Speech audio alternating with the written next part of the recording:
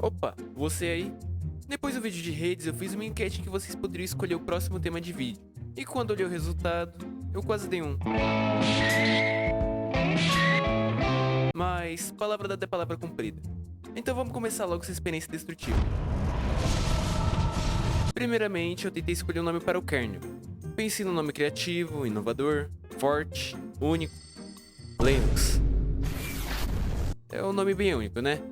Aí eu fui pesquisar o nome no GitHub e já tinha um repositório com o mesmo nome. Então eu tive que pensar em outra maravilha. Laurix, talvez. Não! Laurix. Laurix vai ser o nome. Depois disso eu criei o repositório, onde vou receber a colaboração do Lucas Rabelo, vulgo teclado 820. E lembrando que um kernel é o núcleo de um sistema operacional. É ele quem gerencia processos, gerencia memória, drivers e outras paradinhas.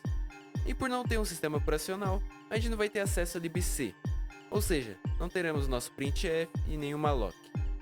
E para já começar bem, a gente tentou fazer um bootloader. Vimos uns tutoriais no YouTube e rodamos a primeira parte dele. Mas antes de mostrar o código inicial, preciso falar do que acontece quando você liga o PC. Na hora de apertar o botão, o gabinete envia o sinal para a placa-mãe através do power switch, que é esse pino aí. Então o firmware, seja o BIOS ou FI, carrega o primeiro setor do disco, ou seja, os primeiros 512 bytes do disco na RAM. E as CPUs x86, por motivos de compatibilidade, começam no modo real, o modo de 16 bits.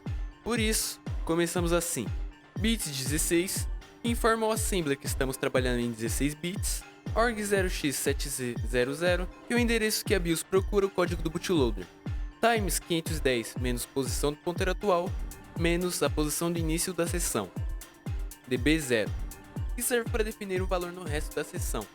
E definimos para até 510 bytes, porque os últimos dois vai ficar por conta do define word 0x5, que é a assinatura presente nos últimos 2 bytes, para a BIOS identificar esse setor como bootável. Após preencher o primeiro setor, já podemos ler o segundo. Antes disso, faltou rodar o bootloader. Mas tem um porém. Eu tinha ficado umas boas horas tentando rodar no VirtualBox, onde eu precisava transformar o arquivo bin em .iso. No material que eu estava vendo, o cara usava o Rufus para montar a imagem ISO. Mas a ideia do projeto é fazer ele com o mínimo de ferramentas externas. Então eu vi o makefile de outros bootloaders. E lá, eu percebi que eu poderia mudar o sufixo do arquivo de .bin para .image. Pesquisei a diferença entre o image e ISO e tirei as seguintes conclusões. O .image é mais simples porque ele é uma imagem bruta de armazenamento, diferente do .iso, que é imagem de disco óptico, que tem toda uma estrutura por trás. E eu tinha descoberto também que para OSDev, normalmente se utiliza o QEMU de emulador, porque ele é mais simples e rápido de usar. Então meu makefile ficou desse jeito. Na ASME formato binário, tem que ser exatamente binário, porque é um código que não depende de nada externo, e como é bare metal, tem que ser o mais puro possível. Bootloader.asm, output, build, essa pasta vai ficar os arquivos compilados e a imagem do kernel, bootloader.bin, e depois vem copy, bootloader.bin, bootloader.image, que vai fazer uma cópia e alterar o sufixo do loader, e o run, QEMU system 386, e a imagem do bootloader, que vai rodar o código. Depois de compilar, eu consegui rodar na VM, mas tá aparecendo uma letrinha aí porque eu fiz uma coisinha a mais no bootloader. Eu adicionei uma interrupção de vídeo no arquivo. Rapidamente falando, uma interrupção nesse contexto é quando a CPU interrompe o andamento do programa para executar uma função da BIOS, e a CPU salva o estado dos registradores antes para fazer isso, tipo um call ret. E ele funciona de forma parecida com uma syscall do Linux. Mas antes de continuar no assembly, se você não está familiarizado com registradores, syscalls e o próprio ASM x86, recomendo dar uma olhada nesse vídeo aqui. Passamos moveh0x0e, que é o número da função de imprimir caractere, movala, que é o buffer, int 0x10, que é o número dos serviços de vídeo. E com isso em mente, eu logo fiz uma mensagem de boas-vindas.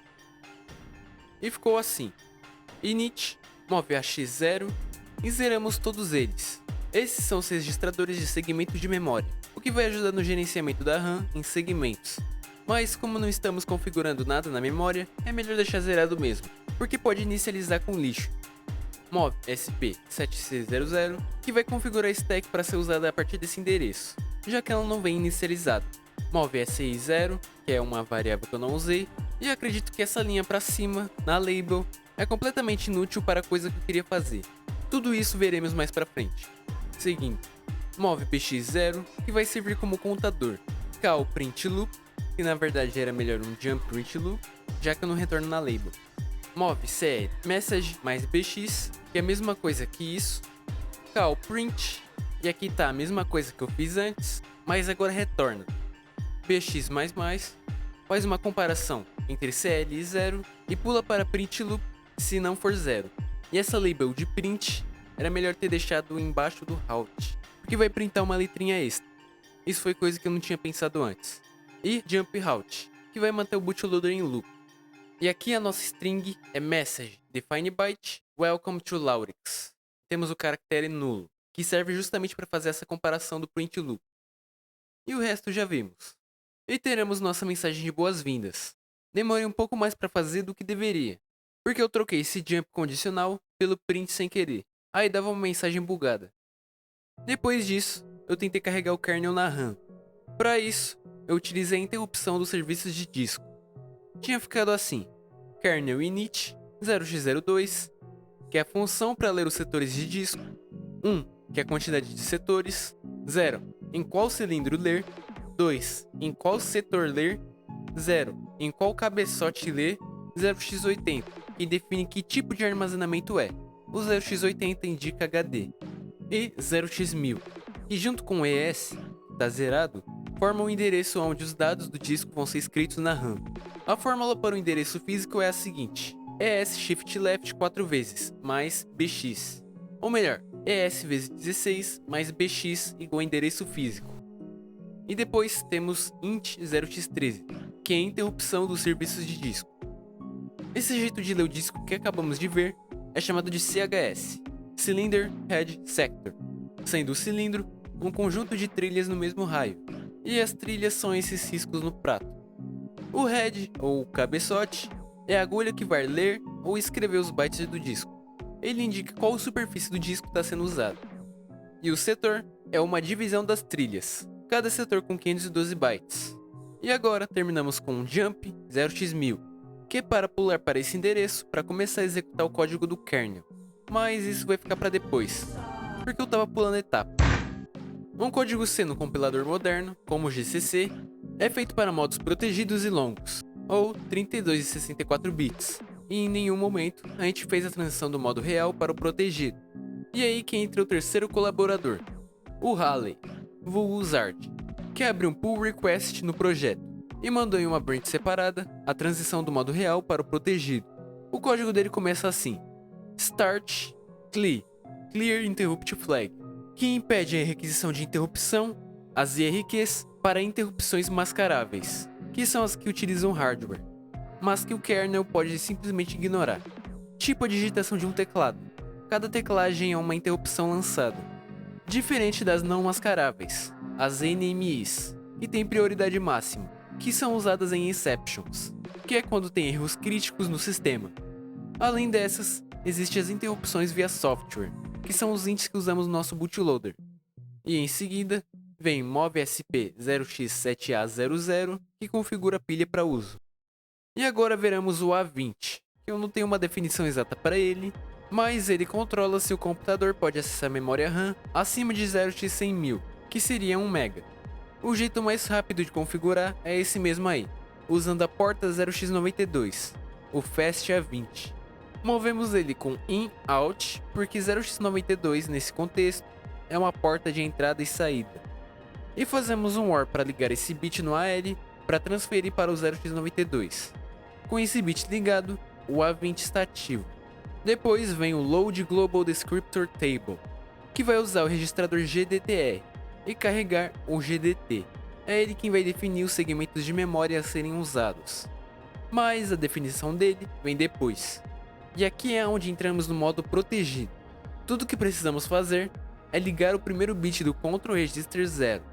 Depois disso, damos um far jump para esse endereço aqui, em que a notação é diferente do que vimos no ES e BX do CHS, já que fazemos a troca do Real Mode para o Protected Mode. Endereço físico é igual ao segmento de código mais Protected Mode Entry. Deixando um pouco mais claro, um for jump acontece quando a gente quer mudar o segmento do código atual, especificando o segmento e o local. E o code seg aponta para a primeira entrada do código da GDT. Ele também pode ser chamado de seletor de código.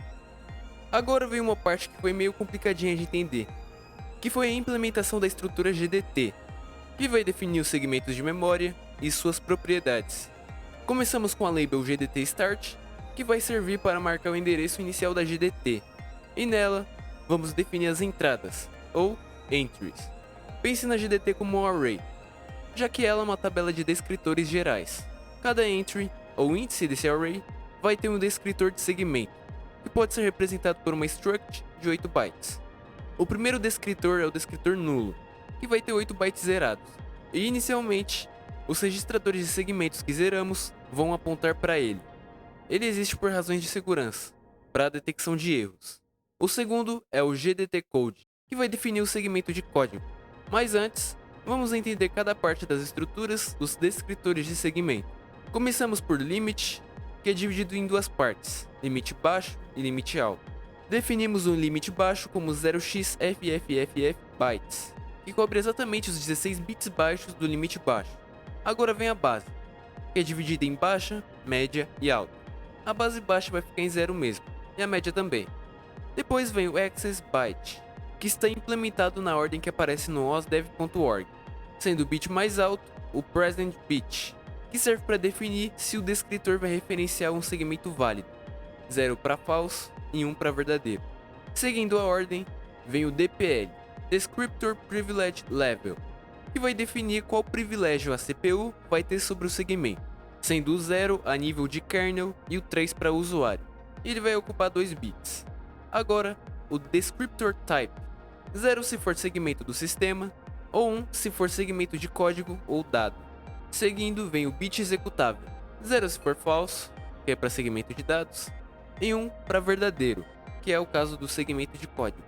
Depois vem o Direction Conforming Bit, que seu significado vai mudar se o bit executável está em 1 ou 0. Se for 0, que é o caso do Data Segment, esse bit vai ser de direção, 0 para crescer o segmento para cima e 1 para crescer para baixo. Agora, se o bit executável for 1, que é o caso do Code Segment, esse bit vai ser de conformidade, 0 para executar o segmento, só se tiver o mesmo nível de privilégio definido na DPL, e 1 para executar se o nível de privilégio for menor ou igual a DPL, o que pode ser perigoso. Por exemplo, no conforme bit igual a 0, o usuário, que tem o privilégio 3, não pode executar um segmento de privilégio 0, que é o do kernel. Já no conforme bit igual a 1, isso pode acontecer sem que o privilégio atual mude. No osdev.org, os níveis de privilégio são chamados de Protection Rings, ou apenas Rings, e o nível de privilégio atual é o CPL, Current Privilege Level. Quando a gente fala de CPL, eu estou me referindo ao ring do código do segmento atual. E relembrando, usamos o for jump para acessar segmentos de código, que nem no jump code seg.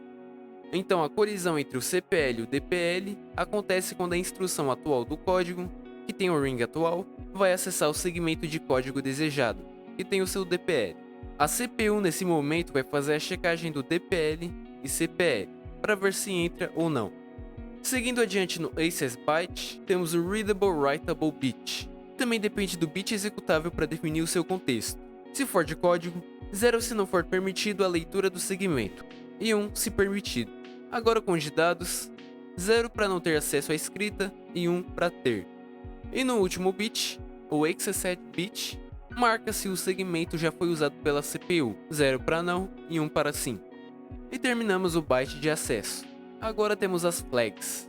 Começamos pela granularidade, que indica como o limite será interpretado, 0 para blocos de 1 byte e 1 para blocos de 4K bytes. Por exemplo, se o limite fosse 100, sem a granularidade ficaria com 100, e com a granularidade ativada fica com 400K bytes de memória. Isso é útil para expandir o limite sem ter que alterar a estrutura padrão das entradas. E avançando, vem o size flag. 0 se o descritor define um segmento de 16 bits do modo protegido e 1 para definir um segmento de 32 bits do modo protegido. Agora o long flag. Ele só pode ser ativado quando o segmento for de código de 64 bits. Fora isso, é desativado. E o último bit é o reserved, que fica só no 0 mesmo. E o resto do byte é o limite alto, que vai ficar tudo ativado para aumentar o limite. E o último bit da estrutura é a base alta, que fica no 0 também. E terminamos a estrutura das entradas. Confesso que se não fosse pelo vídeo, eu nem teria entrado em detalhes nisso. Que negócio chatinho. E para marcar o fim da GDT, temos o GDT End, que ele vai ser usado pelo descritor da GDT, que pode-se dizer que é uma estrutura de dois campos, size e offset. E aqui vem uma coisa que eu ainda não sabia em Assembly, que é a aritmética de endereços com labels. No size, ele usou GDT End menos GDT Start menos 1, em que o cálculo dá o tamanho real da GDT, e menos 1 porque GDT End tem o endereço do primeiro elemento do GDT Descriptor. E o fato da label ter o endereço do primeiro byte alocado foi novo para mim, e o offset é o endereço da GDT, o GDT Start. E agora voltando lá para cima, a instrução LGDT carrega no registrador GDTR da CPU os valores dessa estrutura, ou struct. E mais embaixo do código temos os seletores de segmento, que vai indicar as posições dos segmentos dentro da GDT. E como isso é uma diretiva, isso vai ser decidido em tempo de montagem. E depois vem bits 32, que vai indicar o uso de registradores de 32 bits. E finalmente, a última etapa do Protected Mode, mover para todos esses registradores o seletor de dados, incluindo o FS e o GS, que são seletores especiais. Por enquanto eu não mexi neles até agora. E movemos para o registrador do ponteiro da stack um endereço limpo, que é autossuficiente para não escrever nada importante. Na teoria, o código ia terminar aí, tirando a parte do preenchimento dos bytes e da assinatura. Mas o Zard fez algo totalmente fora da curva. Ele deixou a marca registrada no boot. Sensacional. Ele fez isso usando a VGA em modo de texto, através de uma região mapeada da memória de vídeo. Mas vou deixar para explicar isso quando estiver dentro do kernel, porque fica difícil de ler com esses TOSW. Finalizando o code review, bora falar da experiência de tentar fazer alguma coisa funcional nisso. Eu tentei colocar o sistema do CHS no boot e fazer um jump para o endereço 0x1000, endereço setado no kernel através da flag T do linker, e fiz algumas maracutaias para tentar compilar o código C direto em binário. Spoiler, deu ruim. E não tinha especificado qual formato o linker geraria o executável, o que piorou ainda mais. E o cat, comando de concatenação de disco, não existe para o Windows. Então tive que pensar em como vou usar essa ferramenta. Pensei até fazer um dual boot com o Fedora, mas o SSD não deixava. Tinha até o MSys2 como solução, mas eu decidi testar o WSL. Na hora da compilação, o sistema ficava assim, reiniciando toda hora. Isso significa que, ou o CHS não carregava o kernel na RAM, ou o endereço do LAWMain era diferente de 0x1000. E depois de tantas tentativas de corrigir isso, bateu o desespero, e recorri ao chat. A experiência com o chat foi o que atrasou demais a criação do kernel. Ele apontou problemas, o que foi bom, mas ele deu soluções que não corrigiam nada. E ficou um bom tempo nesse ciclo de tentar recriar tudo, até que eu resolvi tentar pular para o kernel em 16 bits, mas em Assembly. Fiz o kernel.asm começar em 0xe00, o que olhando agora está bem próximo ao bootloader, e fiz um jump nele. E foi, printou o V na tela. Foi nessa hora que percebi que para resolver o problema, eu tinha que testar o que já estava funcionando. E para isso, eu poderia usar o jump cifrão, que seria para pular para o endereço atual, fazendo um loop e consequentemente marcando o endpoint, perfeito para um debug. E não usei um debugger porque o meu GDT curiosamente não tinha um layout e assembly, que é isso aqui. Então reuni minhas forças, readicionei aquela parte do Zard, e dei uma olhada em um tutorial de OSDev x86 e vi que, entre o bootloader e o kernel, tem um arquivo intermediário chamado kernel entry. É ele quem vai chamar o LAWMain. E no makefile, existia um negócio chamado cross-compile, que seria para compilar para uma arquitetura diferente, mas eu vi que ia demorar para configurar isso e ignorei. Escrevi a entrada do kernel, o kernel e o makefile. O kernel entry ficou assim: global entry, para ficar visível para o linker, entry, external LAWMain, que é a nossa função principal C, call LAWMain e jump cifrão, que é para ficar parado. E o kernel, void put char, recebe um char. E temos um ponteiro de char que vai acessar esse endereço, que é o modo texto da VGA. E nessas duas linhas de baixo, a tela VGA é formada por células, que vamos chamar de quadrado. Cada quadrado tem duas propriedades, cores e caracteres. O VGA 0 é o texto e o VGA 1 é a cor. Se a gente avança no endereço, acessamos outros quadrados. Nisso temos linhas e colunas. E avançando para o Lawman, usamos PutChar passando o caractere E. Esse E é para dizer que entrou com sucesso no kernel. Esse while1 é para manter o kernel no loop. E o makefile é esse aqui. O cflags vai armazenar todas as flags que a gente vai usar na compilação do código C. E avançando para a segunda linha do compile, temos NASM, o formato ELF32. Esse formato é para juntar o código C de 32 bits. Kernel entry.asm, output kernel entry.o. GCC, as flags, kernel.c, output kernel.o. E usamos o linker, formato ELF i386, flag t, text 0x1000, que indica onde vai começar o código, output formato binário, kernel.o. Depois concatenamos bootloader.bin e kernel.bin para formar uma imagem de disco, o kernel.image. E depois o run roda a imagem do kernel.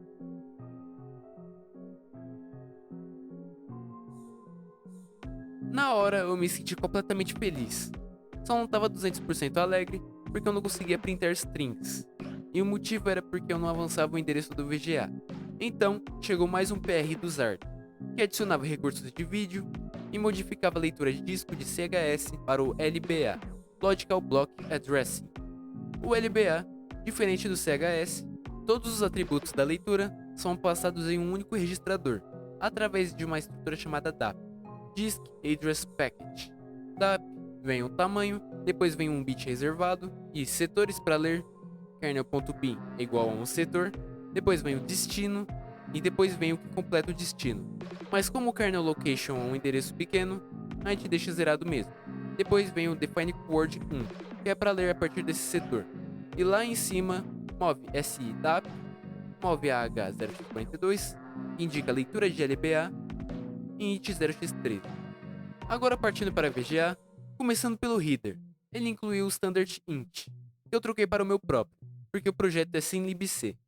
E ele fez o enum, que vai definir cada número, que representa uma cor. E é só isso. E no VGA.c, acredito que o código está perfeitamente legível para a maioria das pessoas. Então vou dar ênfase nos bitwises que ele fez. Começando no próprio ponteiro da VGA, ele é estático, que vai permitir que seu valor seja mantido localmente. E ele é volátil, que não vai deixar o compilador fazer otimizações nele.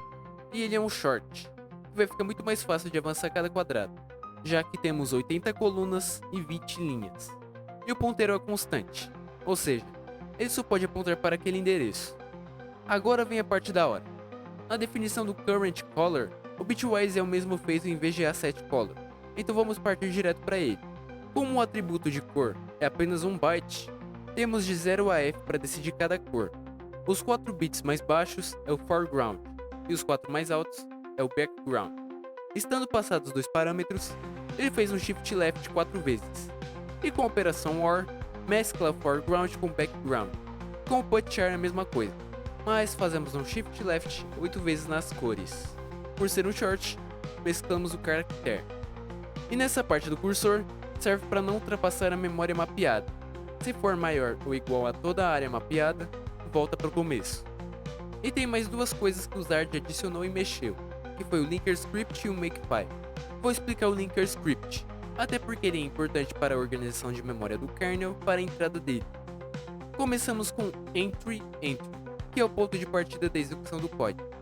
É justamente aquele global entry que está no kernel entry.asm. E definimos nossas seções em section. O ponto significa o endereço atual, que começa em 0x1000. Agora essa sequência de seções segue o mesmo padrão de funcionamento. Asterisco, ponto nome seção, asterisco. Que indica que toda vez que tiver um section.nome seção, o código vai ser colocado nessa seção. Mas no ponto .bss tem algo diferente. O BSS start e o end serve para marcar o endereço e o fim da seção, o que vai permitir mexer diretamente nela através do assembly ou C. E esse asterisco common é para gerenciar variáveis não inicializadas que estão definidas em vários arquivos. E, fim do linker script. Agora tudo que eu vou falar do Makefile é que quando eu abri ele, eu não entendi nada. Eu até perguntei de maneira educada o que ele tinha colocado no Makefile, aí ele explicou. Eu entendi. Quer dizer, eu dei uma olhada no Stack Overflow. E ficou por isso mesmo. Agora que já temos algumas funções de vídeo, temos que resolver um problema que ocorre na saída do Real Mode, que é o não funcionamento das interrupções de software. Isso por um motivo cruel. Agora é só o kernel e a CPU. Quando estamos no Real Mode, já temos pronta uma IVT, Interrupt Vector Table, em que cada int número corresponde ao endereço de uma label apontada por uma entry na IVT, que é formada por CS offset. Essa função é chamada de Interrupt Service Routine, ou ISR, que vai tratar a interrupção. Mas, fora do Real Mode, a CPU não espera uma IVT, mas sim uma tabela de descritores de interrupção, a IDT. Eu penei muito para conseguir fazer ela. A maioria dos vídeos de YouTube fazem ela em C, com uma struct, e no final dela tem um tal de Attribute Package, que desativa o alinhamento dos campos de uma struct. Não vou explicar sobre ele, até porque essa parte de alinhamento eu aprendi antes de fazer o kernel. Mas tem a ver que os bytes, dependendo dos campos, podem não ser sequenciais, o que é ruim nesse contexto. E o nosso herói solucionador é essa linha mesmo. Mas eu não queria usar mais extensões de compilador, então resolvi fazer em assembly mesmo. O idt.h vai ter 3 funções externas, o loadIdt, setDTEntry e R0. E como função interna, vem o Division Error Handler. E tem que ser ele porque obrigatoriamente as primeiras 32 entradas já são reservadas pela Intel, que são exceptions e faults. E o primeiro deles é o Division by Zero Exception. O erro que cometi é que esse handler está na idt.c. Eu conserto isso no próximo commit. Agora veio a parte horrível do idtconfig.asm, que na verdade o nome era para ser idt.asm, mas deu conflito com idt.c, porque os dois viram idt.o. Começamos com bits 32, que já é esperado, e depois vem a line 8, que eu esqueci de tirar, mas basicamente ele é uma diretiva que força a próxima label a estar em um endereço múltiplo de 8 bytes. Isso não é necessário mais porque eu adicionei uma coisinha no linker script. O idt start está definido para estar no endereço 0xf000. E o idt end, não era para estar aqui, eu acabei deletando ele no script, mas o importante é que funciona. Eu tiro isso no próximo commit. E temos nossas funções. LoadDT, que foi a coisa mais simples de fazer. Entra, carrega no registrador IDTR e sai. Agora o setDTEntry tem um trabalhinho, porque antes eu não estava usando essa parte do linker script, e sim uma label, onde eu estava reservando as 256 entradas vezes 8 bytes de cada entrada. Ao meu ver agora, não estava errado, mas quando eu tentava lançar a exception de divisão, as funções da VGA não funcionavam. E mesmo comentando o código todo da IDT na main, continuavam mesmo. Por um momento achei que o espaço do kernel estava sobrescrevendo alguma coisa, por isso fiz isso no linker script. Mas no final, era só que o kernel estava ultrapassando a primeira seção. Mas agora já foi. Eu vou deixar isso no link, porque eu vou fazer um mapeamento da memória, mas não nesse vídeo. Nessa função, fazemos uma manipulação da stack, bem como eu mostrei no vídeo de assembly. O endereço da ISR, que eu vou mostrar daqui a pouco, fica em EAX, as flags em EBX e o índice no ECX. E para ficar melhor, pensa também na IDT como array de struct. Então no primeiro campo, se coloca o endereço baixo do ISR. No segundo, o segmento de segmento, para fazer a troca de rings. No terceiro, reservado. No quarto, as flags. Os 4 primeiros bits vão definir o tipo de gate. O quinto é reservado. O sexto e o sétimo é o DPL. E o oitavo é o present bit. A entry é um índice da IDT. E o gate é toda essa estrutura aí. Mas essa parte de 4 bits define o tipo. E o tipo dele define como a CPU vai transferir o controle para o ISR. Nós temos 3 tipos de gate. O interrupt gate, que automaticamente desativa e reativa a interrupt flag e faz um retorno com IRET. Já o trap gate não desativa a interrupt flag, o que permite que haja outras interrupções no processo. E o task gate é um pouco mais complexo, então recomendo você pesquisar por conta própria esse. E o resto do campo já apresentei antes, o DPL e o present bit. Para facilitar as coisas, o interrupt gate de 32 bits seria em hexa 0x8e, e para o trap gate de 32 bits 0x8f, e o task gates 0x85. E o último campo é o endereço alto do ISR. Mas antes, fazemos um shift right 16 vezes no EAX, porque o AX pega os 16 bytes baixos do EAX. E depois restauramos a base da stack e retornamos. E agora só falta o ISR, que na verdade é bem simples. A gente salva os principais registradores de 32 bits, chama o handler, tira da stack, retorna. E o handler é aquela função em C que está no arquivo errado. E tudo que ele faz é printar e usar o inline ASME na instrução HLT, e diz para a CPU apenas esperar a próxima interrupção. Eu tive que fazer isso porque quando funcionou, deu isso. Mas voltando um pouco antes, lembra que eu falei que eu não tinha entendido nada do Makefile do Zard?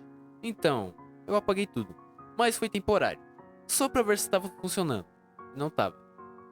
Mas foi só porque eu fiquei um tempinho olhando o código e não vi que tinha cagado a estrutura sem querer.